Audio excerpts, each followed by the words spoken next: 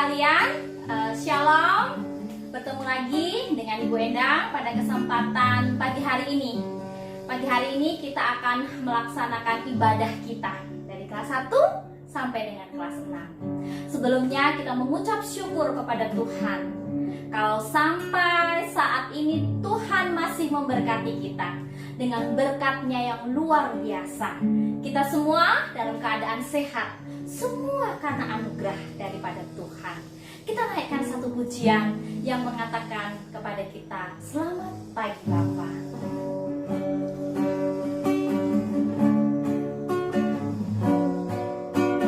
Selamat pagi Bapa, selamat pagi Yesus.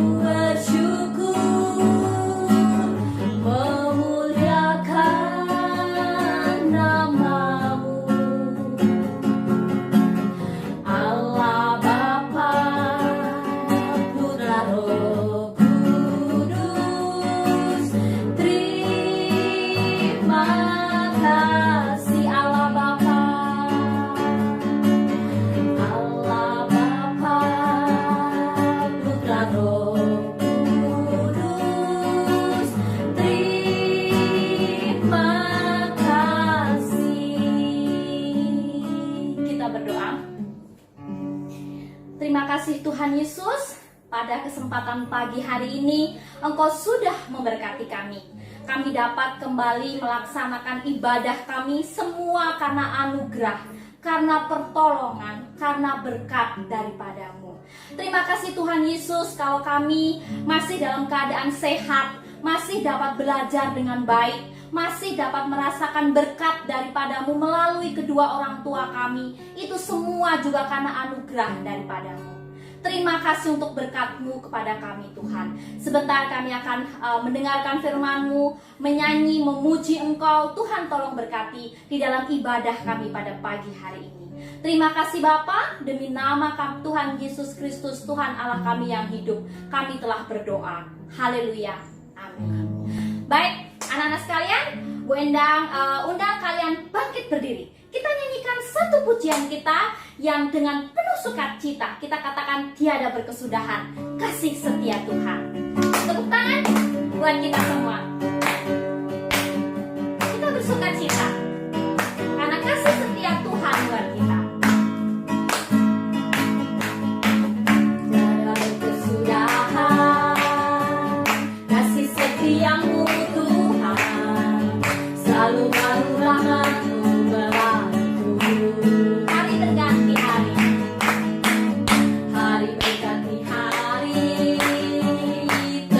Lihat kasih-Mu tak pernah berakhir.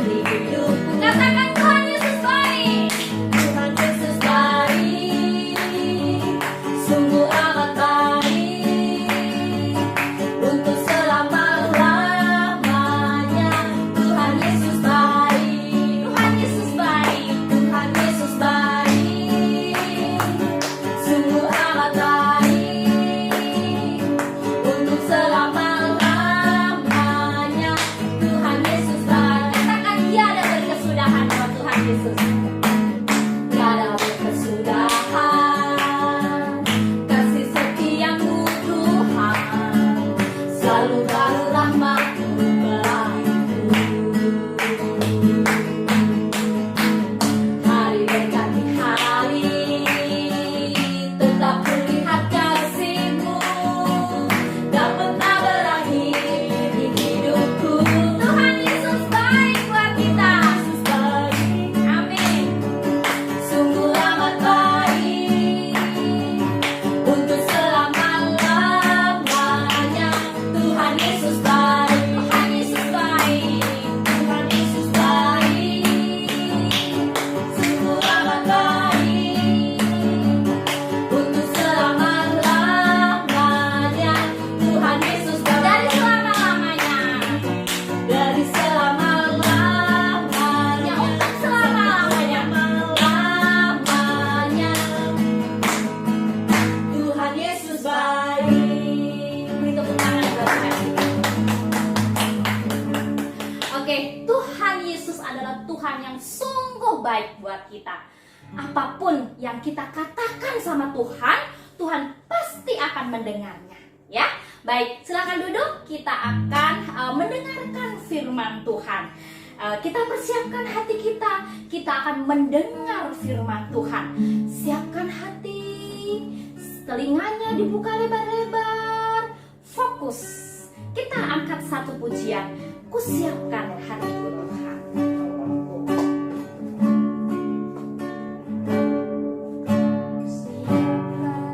Hatiku Tuhan untuk dengar firman-Mu saat ini.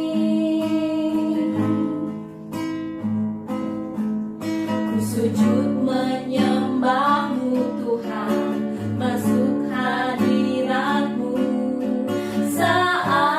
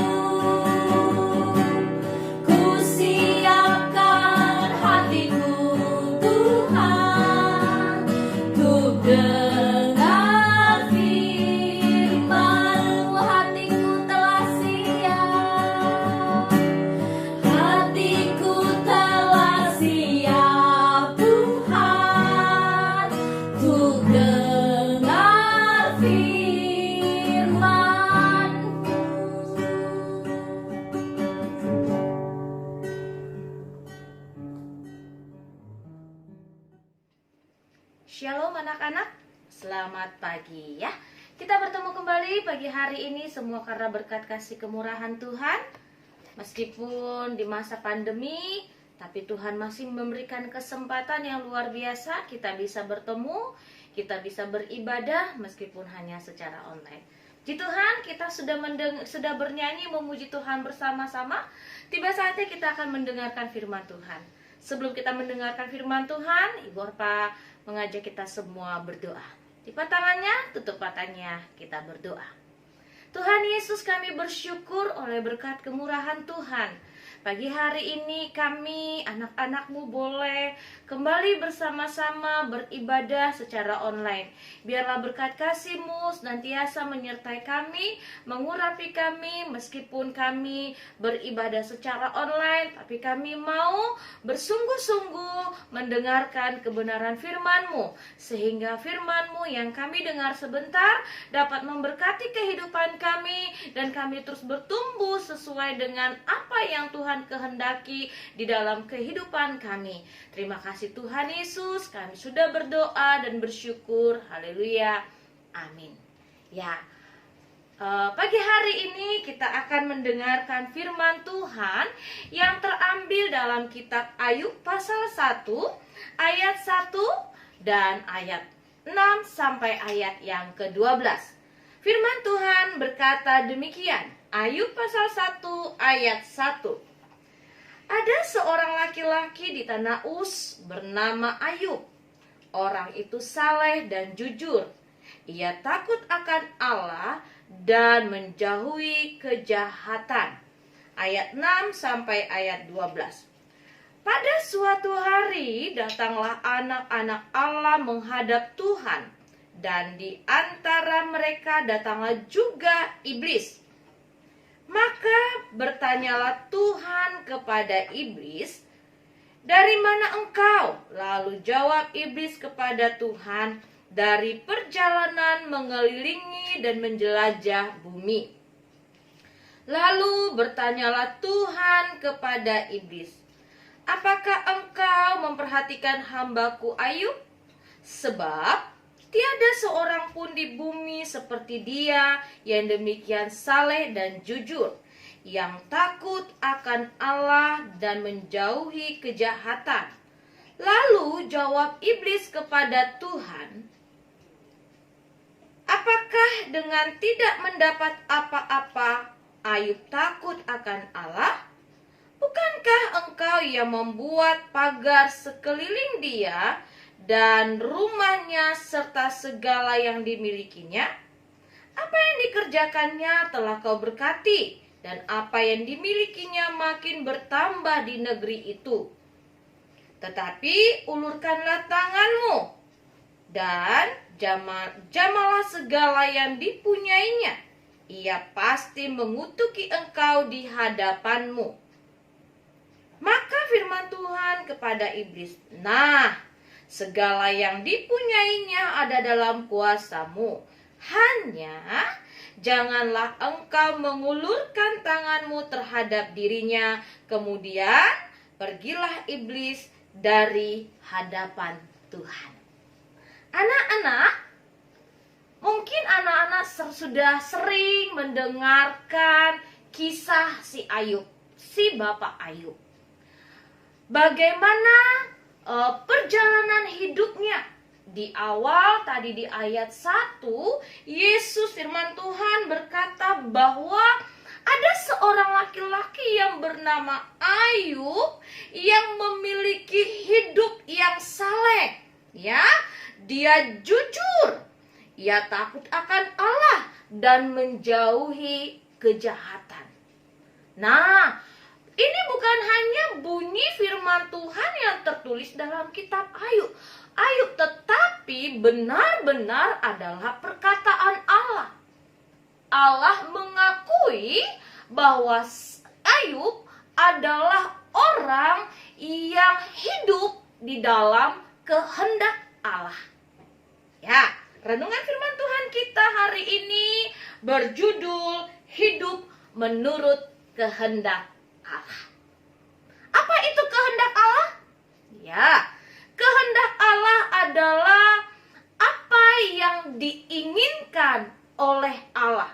Ya, kehendak berarti kemauan atau keinginan. Jadi, hidup menurut kehendak Allah berarti kita hidup menurut kemauan Tuhan atau kita hidup menurut apa yang Tuhan inginkan. Nah, anak-anak, dalam kisahnya Ayub, Allah mengakui kepada iblis. Tadi diceritakan ketika anak-anak Tuhan sedang berkumpul, di situ ada iblis, dan Allah bertanya kepada iblis, apakah ia melihat Ayub setelah iblis menjelajah ke seluruh bumi? Allah katakan kepada iblis, dia adalah umatku yang saleh, umatku yang setia, umatku yang takut akan Tuhan. Ia jujur, ia menjauhi kejahatan. Wah, Allah mengakui kehidupan Ayub yang luar biasa. Nah, hidup jujur, hidup saleh, takut akan Allah, menjauhi kejahatan adalah kehidupan yang dikehendaki oleh Allah. Anak-anak, ketika iblis menantang Allah, dia katakan bahwa tidak mungkin Ayub akan hidup saleh di hadapan Tuhan. Tidak mungkin Ayub akan hidup takut akan Tuhan, karena dia menikmati berkat Tuhan yang luar biasa, karena Allah menjaga dia luar biasa. Wah, si iblis menantang Allah. Dia katakan tidak mungkin ada manusia yang bisa hidup seperti itu kalau dia hidup dalam penderitaan. Dengan kata lain, kalau dia hidup dalam penderitaan, Ayub tidak akan mungkin hidup seperti yang dikatakan oleh Allah. Wah, Allah katakan, baiklah kalau begitu. Kau bisa buktikan bagaimana kesalehannya Ayub, bagaimana kehidupan Ayub di hadapan Allah. Kamu boleh deh, ya.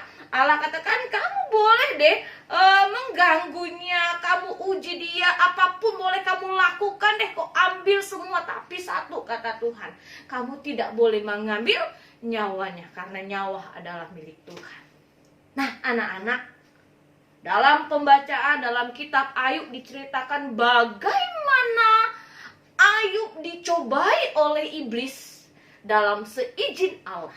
Bagaimana Ayub dicobai oleh iblis? Dia kehilangan harta kekayaannya, dia kehilangan anak-anaknya. Dia dihakimi oleh sahabat-sahabatnya. Dia sakit, dia menderita penyakit kulit yang luar biasa.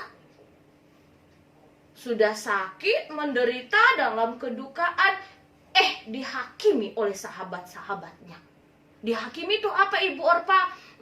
Dikata-katain, dipersalahkan, kamu berdosa, kamu begini, kamu begitu. Wah, seharusnya jadi sahabat kalau lihat temannya menderita, seharusnya kita menghibur ya. Tapi berbeda yang dialami oleh Ayub.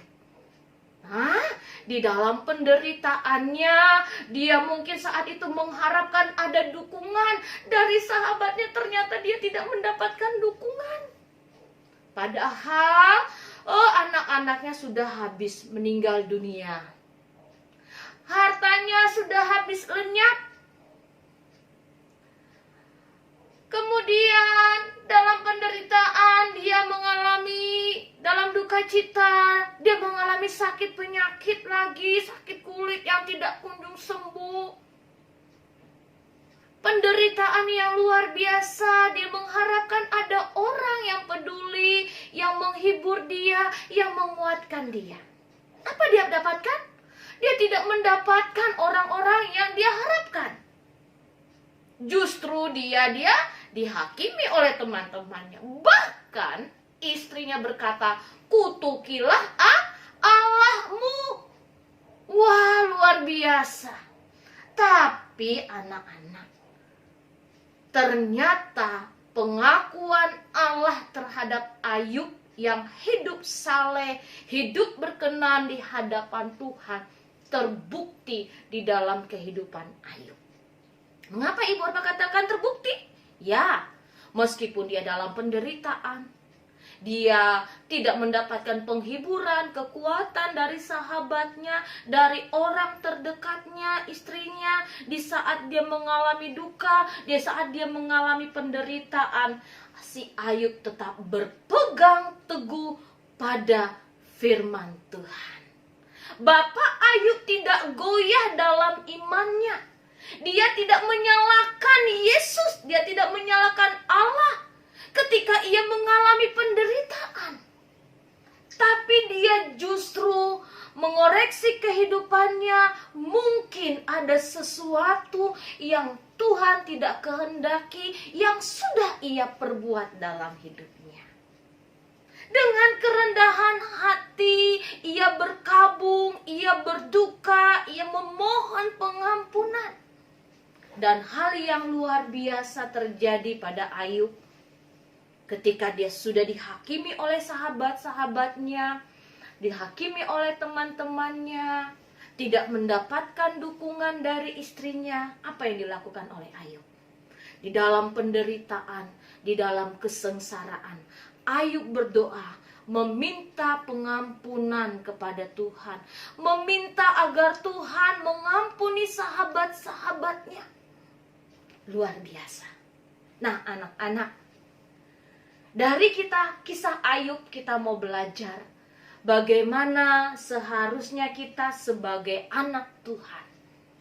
Ibu Orpa dan anak-anak semua adalah orang-orang yang dipilih oleh Allah menjadi anak-anak Allah. Kita semua dipilih oleh Allah. Jadi bukan secara kebetulan kita lahir di tengah-tengah keluarga Kristen. Bukan secara kebetulan anak-anak berada di IPK. Tetapi adalah pilihan Allah, panggilan Allah dalam kehidupan kita. Dan tentu dalam pilihan Allah, Tuhan punya rencana dalam hidup kita. Allah memilih kita untuk melakukan satu kehendak Tuhan. Allah memilih kita untuk melakukan satu kehendak Tuhan di dalam kehidupan kita. Apa yang menjadi kehendak Tuhan? Ya, di firman Tuhan tadi katakan, apa yang menjadi kehendak Tuhan bagi orang percaya, bagi Ibu Orpa, bagi anak-anak semua? Yang pertama, kita harus hidup saleh. Hidup saleh berarti kita hidup sesuai dengan firman Tuhan. Hidup saleh berarti kita mau sungguh-sungguh melakukan firman Tuhan. Yang kedua, kita mau belajar jujur. Jujur dalam perkataan, jujur dalam tindakan. Ya, jadi bukan hanya di mulut saja kita jujur, tetapi juga kita harus buktikan lewat tindakan bahwa kita adalah anak-anak Allah. Ketiga, takut akan Allah. Takut akan Allah itu seperti apa? Oh, mendengar suara Tuhan, aku takut. Tidak, anak-anak. Takut akan Allah berarti kita menjauhi segala hal yang Tuhan tidak kehendaki. Takut akan Allah berarti kita menjauhi perbuatan-perbuatan dosa. Takut akan Allah berarti kita mau hidup sesuai dengan perkataan firman Tuhan. Ya, takut akan Allah berarti kita selalu rindu untuk selalu dekat dengan Tuhan. Bagaimana cara kita dekat dengan Tuhan? Berdoa dan baca Alkitab. Dan yang keempat, menjauhi kejahatan. Kehendak Allah bagi kita adalah kita menjauhi kejahatan. Apapun bentuknya, sesuatu yang tidak berkenan di hadapan Allah adalah satu kejahatan yang akhirnya disebut dengan dosa. Anak-anak yang dikasihi oleh Tuhan Yesus, Hari ini firman Tuhan datang dalam kehidupan kita, datang dalam kehidupan anak-anak, mengingatkan kembali kepada kita semua betapa Tuhan menanti-nantikan umat-umat pilihannya yang mau benar-benar hidup dalam kehendak Tuhan. Di masa pandemi ini, Tuhan izinkan terjadi pandemi COVID-19. Dan pandemi COVID-19 tidak dapat menghalangi rencana Tuhan. Karena itu, tetaplah hidup dalam kehendak Allah. Tetaplah lakukan firman Tuhan. Tetaplah hidup saleh di hadapan Tuhan. Tetaplah selalu hidup jujur dalam kehidupanmu. Takut akan Allah dan jauhilah kejahatan. Karena itulah yang dikehendaki Tuhan untuk Ibu Orpa dan untuk anak-anak semua. Kita percaya anak-anak apa yang terjadi ketika kita hidup dalam kehendak Tuhan. Tadi si iblis ngeyel nih sama Allah, sama Tuhan. Ya karena Tuhan berkati dia, makanya dia hidup saleh, ya kan? Tapi ternyata terbukti, meskipun Ayub dalam penderitaan, meskipun harta kekayaannya habis lenyap, anak-anaknya tidak ada lagi. Tapi ujian kesalehan Ayub terbukti. Dalam penderitaan, Ayub tetap hidup benar di hadapan Allah. Ayub tetap hidup melakukan kehendak Allah. Dan di akhir cerita dalam pasal 24 dikatakan Allah kembali memulihkan keadaan Ayub. Allah kembali memulihkan keadaan Ayub lebih dari yang sebelumnya. Berlipat ganda Allah buat, Allah berkati Ayub. Anak-anak, hidup takut akan Tuhan, hidup dalam kehendak Allah, bukan karena berkat Tuhan. Ya. Untuk hidup sesuai dengan kehendak Allah, jangan tunggu hidupmu diberkati, jangan tunggu hidupmu berhasil. Seperti yang dilakukan Ayub, baik di saat senang maupun di saat susah, ia tetap hidup dalam kehendak Allah. Saat ini anak-anak sedang berusaha. Saat ini anak-anak sedang bertanding, meraih impian, meraih masa depan. Percayalah, Tuhan sudah merancangkan masa depan yang indah untukmu. Karena itu, tetaplah hidup dalam kehendak Tuhan. Lakukan apa yang Tuhan mau kamu lakukan, maka Tuhan akan buat hidupmu berhasil. Amin. Mari kita berdoa. Terima kasih Tuhan Yesus, kami sudah mendengar firman-Mu. Bagaimana kami harus hidup sesuai dengan kehendak Tuhan. Ajari kami Tuhan, agar kami menjadi anak-anak, menjadi murid yang mau hidup sesuai dengan apa yang Tuhan mau. Seperti yang Tuhan inginkan. Sehingga Tuhan, nama Tuhan dipermuliakan di dalam hidup kami. Kami mau seperti Bapak Ayub. Baik di saat dia hidup nyaman, bahkan dia di saat hidup susah, dia tetap hidup dalam kehendak Allah. Terima kasih Tuhan Yesus. Terima kasih, kami percayakan kehidupan kami kepadamu. Engkau sumber pengharapan kami. Di dalam nama Yesus kami sudah berdoa.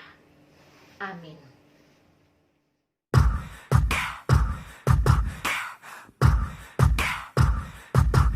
Hallelujah, hallelujah, hallelujah, hallelujah, praise ye the Lord.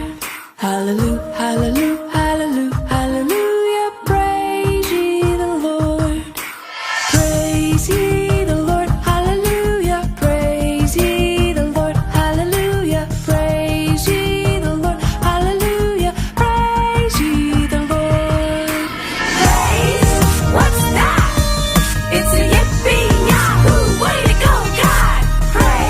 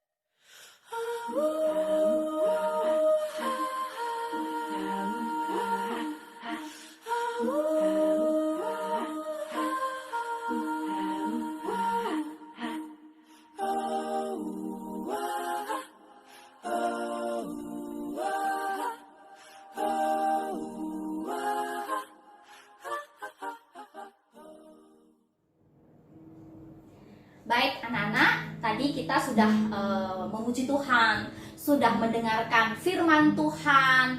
Tiba saatnya kita akan duduk diam, kita akan berdoa syafaat kita mendoakan beberapa hal supaya apa yang kita lakukan dapat berkenan kepada Tuhan. Dan kita akan mendoakannya dengan sepenuh hati. Mari kita berdoa. Bapa kami yang bertata dalam kerajaan surga, kembali kami datang kepadamu Tuhan, kami bersujud di hadapan-Mu. Kami bersujud di bawah kaki salib-Mu Tuhan, untuk menaikkan doa-doa kami. Tuhan, kami berdoa untuk pandemi yang sampai saat ini belum terselesaikan. Kami mohon pertolongan daripada-Mu Tuhan, berikan kekuatan buat kami semua. Orang tua kami sendiri, anak-anak-Mu, demikian juga guru-guru kami, berkati kami semua Tuhan, sehingga kami terus Engkau beri kekuatan untuk dapat terus melaksanakan tugas dan tanggung jawab kami pada masa-masa pandemi ini. Berkati kami Tuhan, supaya kami tidak mengeluh, supaya kami tidak putus asa, bahkan kami terus bersemangat untuk menjalani hari-hari kami. Tuhan, kami juga berdoa untuk sekolah kami. Engkau berkati ya Tuhan, pada saat ini kami sedang melaksanakan PAS.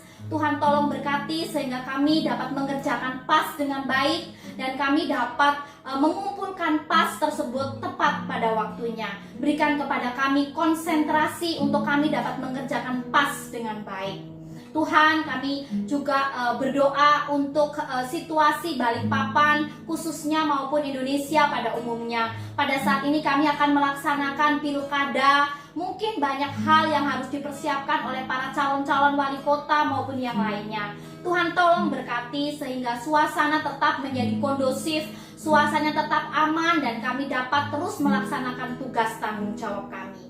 Pada saat ini juga sekolah kami sedang mendirikan sebuah bangunan di Grand City. Kami mohon pertolongan daripada-Mu Tuhan. Sekolah kami dapat Engkau berkati, dan pembangunan dapat berjalan dengan baik, dan pada saatnya nanti sekolah SMP dan SMA dapat berdiri di sana dan dapat dipergunakan dengan baik.